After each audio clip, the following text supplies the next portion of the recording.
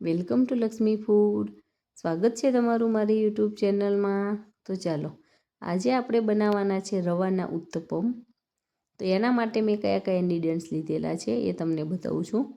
તો અહીંયા મેં 500 ગ્રામ રવો લીધેલો છે. જે ઝીણો રવો આવે છે એ મેં લીધેલો છે. ઉત્તપમની અંદર હું ઝીણો રવો યુઝ કરીશું. ઝીણો કે મોટો તમને જે ફાવે તમે યુઝ કરી શકો છો. એક વાટકી અહીંયા મેં મીડિયમ ખાટું એવું દહીં લીધેલું છે.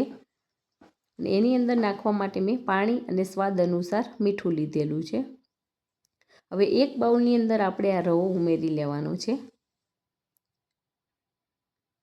રવાને મેં સરસ ચાળીને લીધેલો છે. હવે એક બાઉલમાં રવો એડ કરી દઈશું. અને એની અંદર આપણે જે દહીં લીધી છે એ એડ કરી લેવાની છે. અને વિસ્કર અથવા તો ચમચાની મદદથી એને સરસ મિક્સ કરી લેવાનું છે. જો તમે દહીંની જગ્યાએ છાશનો ઉપયોગ કરવો હોય તો પણ કરી શકો છો, પણ મેં અહીંયા દહીં અને પાણીનો ઉપયોગ કરેલો છે. જો તમે છાશ નાખતા હોય તો પાણી નાખવાની જરૂર નથી. અને દહીં એડ કરો છો તો દહીં સાથે પાણી એડ કરવાનું છે. ધીમે ધીમે આવી રીતે પાણી નાખતા જઈ અને આપણે સરસ એવું બેટર બનાવી દેવાનું છે. બેટર અત્યારે મીડિયમ થીક રાખવાનું છે. એકદમ પતલું કે એકદમ જાડું પણ નથી રાખવાનું. હજી એની અંદર બધા વેજીટેબલ્સ આવશે એટલે થોડુંક એનું કન્સિસ્ટન્સી ચેન્જ થશે. તો આ ટાઈપની હાલ આપણે કન્સિસ્ટન્સી રાખવાની છે. અને એને ઢાંકણ ઢાંકી અને 15થી 20 મિનિટ સુધી રહેવા દેવાનું છે.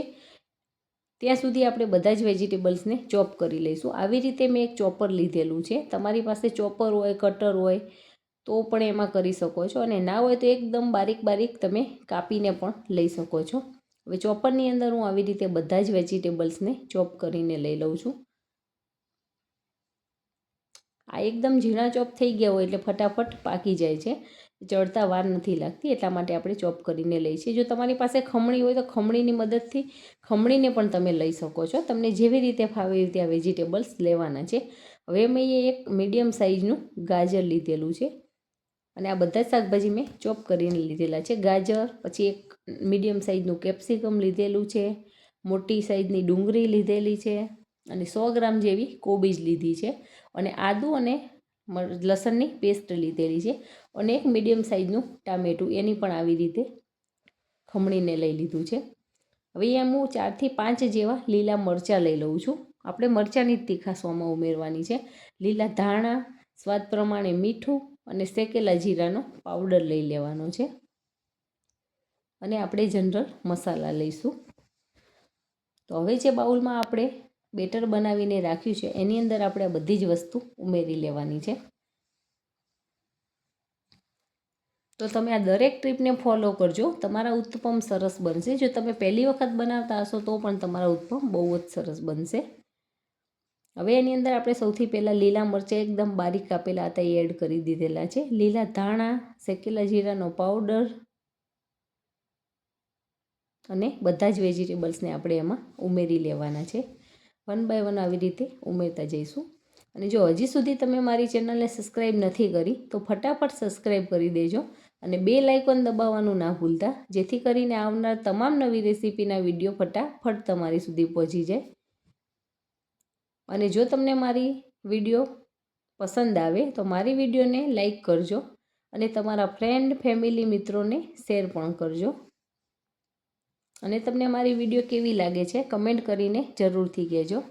અને આ રેસીપી તમે પણ ટ્રાય કરજો. અને તમારી આ ઉત્તપમની રેસીપી કેવી બને છે એ મને કમેન્ટ કરીને કહેજો. તો બધા જ વેજીટેબલ્સ આપણે ઉમેરી દીધા છે.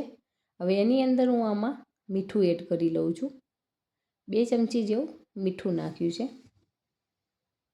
અડધી ચમચી હળદર એડ કરું છું. હળદર ઓપ્શનલ છે. તમારે વ્હાઈટ ઉત્તપમ બનાવવો હોય તો હળદર એડ નથી કરવાની, પણ અમને જનરલી પીળા કલરના દેખાવથી પસંદ હોય છે એટલા માટે થોડી હળદર એડ કરું છું. 1 થી 1.5 ચમચી જેવું ધાણા જીરું અને અડધી ચમચી મરચું લઈ લીધેલું છે. અહીંયા મરચાંનું પ્રમાણ આપણે ઓછું રાખવાનું છે કેમ કે એની અંદર આપણે લીલા મરચાં નાખ્યા છે અને લીલા મરચાંની તીખાશ આમાં વધારે સારી લાગે છે.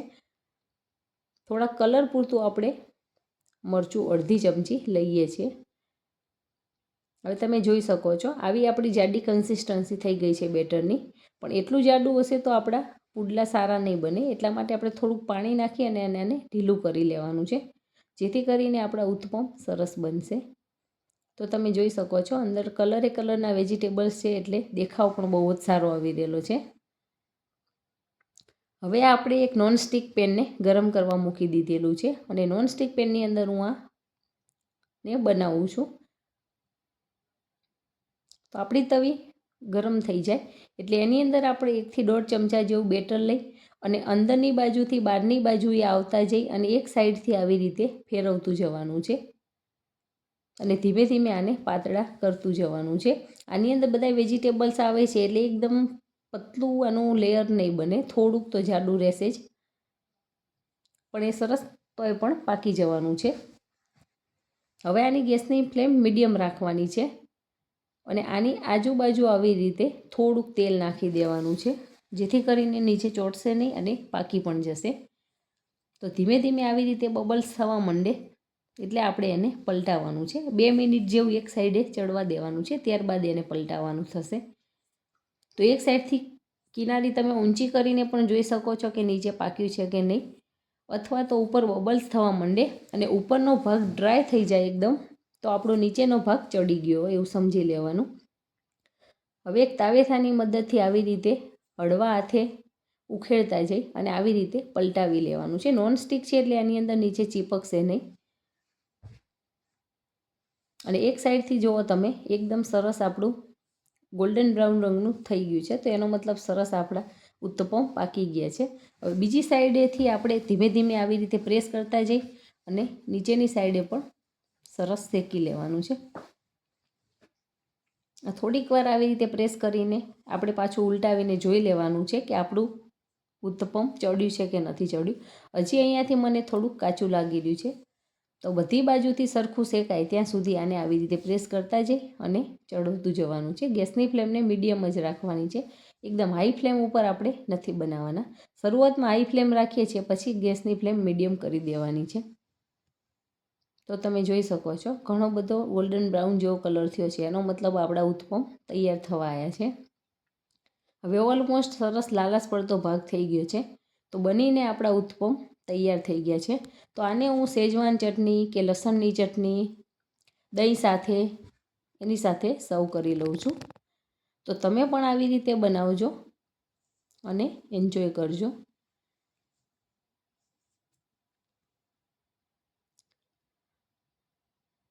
Thank you.